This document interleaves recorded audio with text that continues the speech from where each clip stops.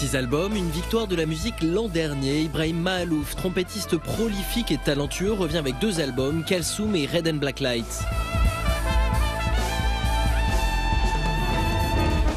Le premier, Kalsoum, est un hommage à la cantatrice égyptienne Kalsoum. Un retour dans le creuset arabe des inspirations de ce musicien français né à Beyrouth en 1980.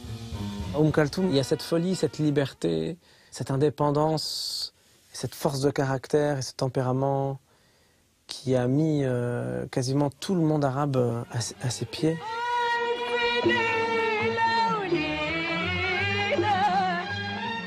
On a l'impression quand on entend Kalsoum qu'il y a un truc qui va craquer, qu'il y a un truc qui va se fêler, qui va s'abîmer. Mais ça n'arrive jamais.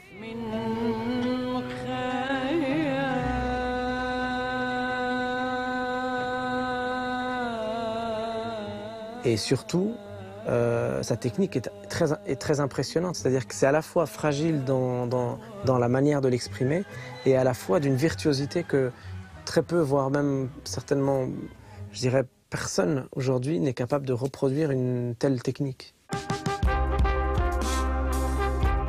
Red and Black Light, plus moderne, électro et rock, opère une autre forme de pont.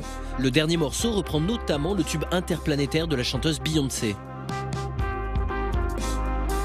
Le Beyoncé dans tout ça, c'est plutôt un clin d'œil à ce texte où elle dit c'est nous qui dirigeons le monde, who run the world, girls.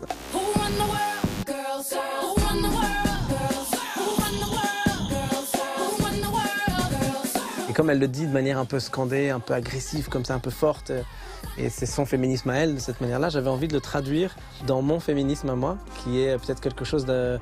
Parce que je pense que je suis féministe aussi, mais peut-être quelque chose d'un peu plus doux, un peu plus tendre, de reprendre les mêmes propos que elle dans cette chanson, mais de manière plus douce, plus tendre, plus sereine peut-être. Pour entrer libre, Ibrahim Mahalouf revient sur 3 autres grandes musiciennes qui l'ont inspiré. Hildegard von Bingen, que j'ai découvert il n'y a pas très longtemps. J'ai eu la chance de travailler sur un projet en reprenant certaines de ses poésies.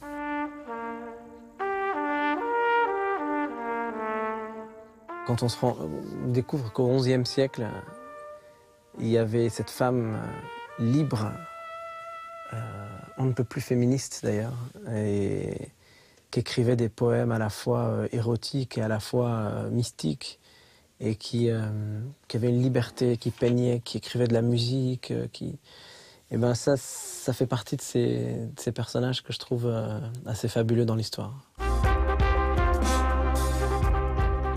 La Calas, c'est la Calas, quoi. Il y a vraiment un monde, la Calas. Dès qu'on entend sa voix, c'est apaisant.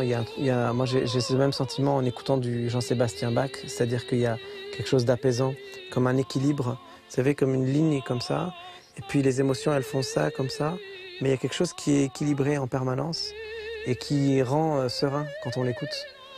Et cet équilibre-là, je le retrouve beaucoup chez la Calas. Nina Simone.